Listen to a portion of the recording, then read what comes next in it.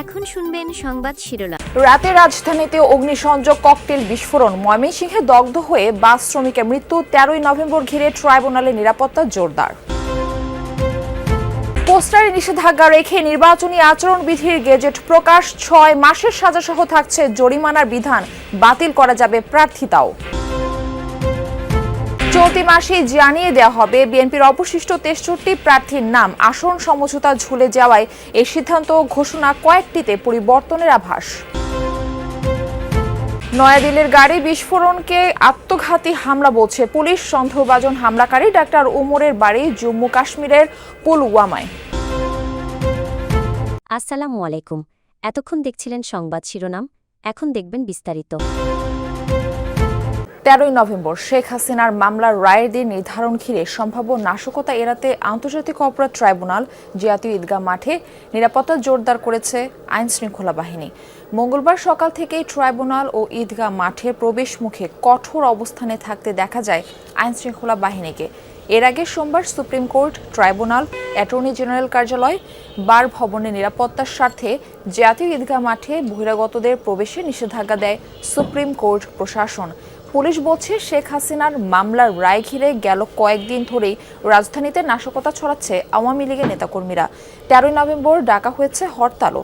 আগামী 13ই নভেম্বর মানবতা বিরোধী অপরাধের অভিযোগে সাবেক প্রধানমন্ত্রী শেখ হাসিনার বিরুদ্ধে রায়ের তারিখ নির্ধারণ করা হবে আন্তর্জাতিক অপরাধ ট্রাইব্যুনালে। এই দিনটি ঘিরে মূলত আন্তর্জাতিক অপরাধ ট্রাইব্যুনাল, পাশাপাশি সুপ্রিম কোর্ট, বার কাউন্সিল, এইখানে বার ভবন এবং অ্যাটর্নি জেনারেল যে কার্যালয় রয়েছে সেখানে নিরাপত্তা জোরদার করা হয়েছে। আমরা দেখছি যে আজকে সকাল থেকেই এই সুপ্রিম কোর্ট প্রাঙ্গণে পুলিশের নিরাপত্তার সংখ্যাটা বেড়েছে। এখানে আন্তর্জাতিক অপরাধ ট্রাইব্যুনালের গেটের সামনে প্রধান যে ফটক রয়েছে সেখানে নিরাপত্তা জোরদার করা হয়েছে। যারা প্রবেশ করছেন তাদেরকে চেকিং করা হচ্ছে, আইডি কার্ড যাদের রয়েছে তাদেরকেই ঢুকতে দেওয়া হচ্ছে। পাশাপাশি জাতীয় ঈদগাহ মাঠে সেখানে বহিরাগত যারা রয়েছেন তাদেরকে প্রবেশ করতে নিষেধাজ্ঞা জারি করেছিল গতকালকে। আমরা দেখেছি যে সুপ্রিম কোর্ট প্রশাসন এবং আজকে সকাল থেকে নিরাপত্তার যেই জোরদার ব্যবস্থা সেটি বাড়িয়েছে।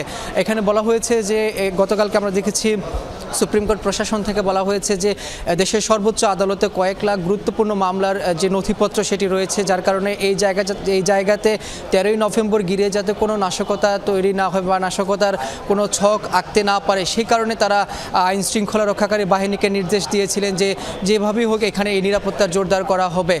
পাশাপাশি আমরা এই যে আন্তর্জাতিক অপরাধ ট্রাইব্যুনালে আগামী 13ই নভেম্বর শেখ হাসিনার মামলার তারিখ নির্ধারণ হবে, রায় কবে হবে সেটি জানা যাবে। এই নিয়ে কিন্তু রাজধানীতে উত্তাপ তৈরি হয়েছে। সেখানে আওয়ামী লীগের নেতাকর্মীরা বিভিন্ন জায়গায় এই নাশকতা করছে, সেখানে এই বিষয়গুলো উল্লেখ করা হয়েছে বিজ্ঞপ্তিতে। তবে আজকের সার্বিক পরিস্থিতি বলা যায় যে অনেকটা নিরাপদ রয়েছে এই সুপ্রিম কোর্ট প্রাঙ্গণে। ময়মনসিংহে গত রাতে একটি বাসে অগ্নিসংযোগ করেছে দুর্বৃত্তরা। এতে দগ্ধ হয়ে একজনের মৃত্যু হয়েছে, আহত হয়েছেন 2 জন। পুলিশ জানায়, গত রাত 3:15টার দিকে ফুলবাড়িয়া বাজারে দাঁড়িয়ে থাকা আলম এশিয়ার একটি বাসে আগুন দেয় দুর্বৃত্তরা। খবর পেয়ে ফায়ার সার্ভিসের একটি ইউনিট ঘটনাস্থলে পৌঁছে আগুন নেভায়। এ সময় বাসের ভিতর থেকে একজনের ঝলসে যাওয়া মরদেহ উদ্ধার করে ফায়ার সার্ভিসের সদস্যরা। নিহত জুলহাস একজন পরিবহন শ্রমিক। আগুন দেওয়ার কারণ অনুসন্ধান ও অপরাধীদের ধরতে কাজ করছে পুলিশ। আমাকে ময়মনসিংহ জেলা পুলিশ থেকে জানানো হয়েছে যে ব্যক্তি মারা গিয়েছেন ধারণা করছে তিনি পরিবহন শ্রমিক জুলহাস এবং সে আলম এশিয়া পরিবহনে কাজ করেন।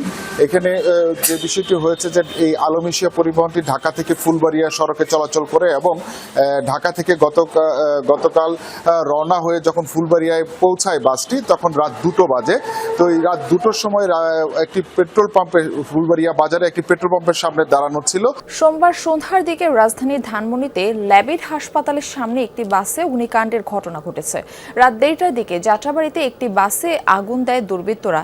এদিকে রাত 11টার দিকে রাজধানীর বাংলা মোটরে এনসিপি প্রধান কার্যালয়ের সামনে ককটেল বিস্ফোরণের ঘটনা ঘটেছে।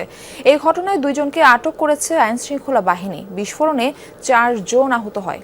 সোমবার সন্ধ্যায় রাজধানীর ধানমন্ডিতে ল্যাবেট হাসপাতালের সামনে একটি বেসরকারি বিশ্ববিদ্যালয়ের বাসে অগ্নিকাণ্ডের ঘটনা ঘটেছে। সন্ধ্যা 7:30টার দিকে খবর পেয়ে ফায়ার সার্ভিসের 2টি ইউনিট আগুন নিয়ন্ত্রণে আনে। রাত 1:30টার দিকে যাত্রাবাড়িতে একটি বাসে আগুন দেয় দুর্বৃত্তরা। গত কদিন ধরে রাজধানী সহ দেশের বিভিন্ন জায়গায় যানবাহনে আগুন সহ বিভিন্ন নাশকতার ঘটনা ঘটছে। এসব বিবেচনায় নিয়ে তদন্ত করছে পুলিশ। এদিকে রাত 11টার দিকে জাতীয় নাগরিক পার্টি এনসিপির প্রধান কার্যালয়ের সামনে দুটি ককটেল বিস্ফোরণের ঘটনা ঘটেছে। এতে 4 জন আহত হয়।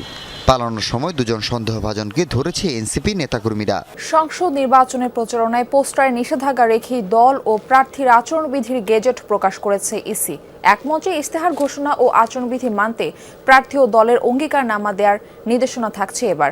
সোমবার রাতে ত্রয়োদশ জাতীয় নির্বাচনকে সামনে রেখে রাজনৈতিক দল ও প্রার্থীর আচরণ বিধিমালা 2025 জারি করেছে নির্বাচন কমিশন। সোশ্যাল মিডিয়ায় ভোটের প্রচারে কড়াকড়ি আরোপ, অসৎ উদ্দেশ্যে এআই ব্যবহারে মানা, পোস্টার ও ড্রোন ব্যবহারে নিষেধাজ্ঞা সহ আসন প্রতি 20টির বেশি বিলবোর্ডে নিষেধাজ্ঞা থাকছে বিধিতে। আচরণবিধি লঙ্ঘনের সর্বোচ্চ 6 মাসের কারাদণ্ড ও 1.5 লাখ টাকা জরিমানা এবং দলের জন্য 1.5 লাখ টাকা অর্থদণ্ডের বিধান রাখা হয়েছে। প্রয়োজনে তদন্ত সাপেক্ষে প্রার্থিতা বাতিলের ক্ষমতাও রয়েছে ইসির। নির্বাচন ব্যবস্থার সংস্কার কমিশনের সুপারিশ ও 2008 সালের আচরণবিধির সঙ্গে সমন্বয় রেখে বেশ কিছু নতুন বিষয় যুক্ত করে এবার নতুন আচরণবিধি প্রণয়ন করল সাংবিধানিক প্রতিষ্ঠানটি। এর আগে গণপ্রতিনিধিত্ব আদেশ আরপিও সংশোধন অধ্যাদেশ জারির পর সেই আলোকেই আচরণবিধি গেজেট আকারে জারি করেছে ইসি। চলতি মাসে শেষ হবে অবশিষ্ট 63 আসনে বিএনপির সম্ভাব্য প্রার্থীর মনোনয়ন ঘোষণা। এনসিপির সাথে বিএনপির আসন সমঝোতার সম্ভাবনা কমে যাওয়ায় পরীক্ষিত মিত্রদের দ্রুত ভোটের মাঠে পাঠাতে চায় বিএনপি। এছাড়া ঘোষিত 237 আসনের কয়েকটিতে প্রার্থী পরিবর্তনের আভাস দিয়েছেন বিএনপির নীতি নির্ধারকরা। বলছেন, ক্ষোভ ও অসন্তোষ দমনে বঞ্চিতদের সাথে ফের আলোচনা করবেন শীর্ষ নেতারা। তবুও কেউ জননিরাপত্তা বিঘ্নিত করলে সরকারকে কঠোর হওয়ার অনুরোধ করেছে বিএনপি। ধান খেতে দাঁড়িয়ে আম্পায়ারের ভূমিকায় রিভিউ আবেদনকারী ব্যক্তির নাম আলাল উদ্দিন আলাল। ফেনী জেলা বিএনপির এই সদস্য সচিব মনোনয়ন বঞ্চিত হয়ে অভিনবেই প্রতিবাদ করেন। আমার বাড়ির কাজের ছেলেটা পর্যন্ত জেলে গিয়েছে। আমার এই অফিসটা 5 বার ভেঙেছে, 7 বার আমি শারীরিকভাবে অ্যাসল্ট হয়েছি। দল এটা রিভিউ করবে, এটা আমার দৃঢ় বিশ্বাস। যদিও এমন বুদ্ধিদীপ্ত প্রতিবাদ দেখা যায়নি আর কোথাও, বরং হামলা বিক্ষোভে গত কয়েকদিন উত্তপ্ত অন্তত 10টি জেলা। কিন্তু কেন এমন ক্ষুব্ধ প্রতিক্রিয়া? বিএনপি প্রতিষ্ঠা করেছে, তাকে নমিনেশন না দিয়ে যদি অন্য কাউকে নমিনেশন দেয় তাহলে তো এলাকার লোক ক্ষুব্ধ হবেই। পরিচিত লোক না পালি নতুন লোক পালি তো বিপদ হবে। দিল্লিতে আত্মঘাতী গাড়ি বিস্ফোরণের ঘটনায় সন্দেহভাজনের ছবি ও পরিচয় প্রকাশ করা হয়েছে। তিনি জম্মু কাশ্মীরের পুলওয়ামার বাসিন্দা ডাক্তার ওমর মোহাম্মদ। বিস্ফোরিত হুন্দাই গাড়িটি তারই ছিল বলে নিশ্চিত করেছে পুলিশ। বিস্ফোরণের আগ মুহূর্তের বেশ কয়েকটি সিসিটিভি ফুটেজও প্রকাশ করেছে। গাড়িটি 3 ঘন্টার মতো পার্ক করা ছিল লালকেল্লা এলাকায়। এরপর সন্ধ্যা 6:30টার দিকে চলতে শুরু করে। 20 মিনিট পর ধীরে ধীরে থামে ট্রাফিক সিগন্যালে।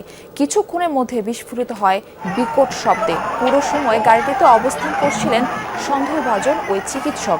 বিস্ফোরণের তীব্র দাহ্য অ্যামোনিয়াম নাইট্রেট জ্বালানি ব্যবহার করা হয়েছিল বলে জানিয়েছে সংশ্লিষ্ট সূত্রগুলো। ঘটনাস্থল থেকে সংগ্রহ করা হয়েছে আলামত।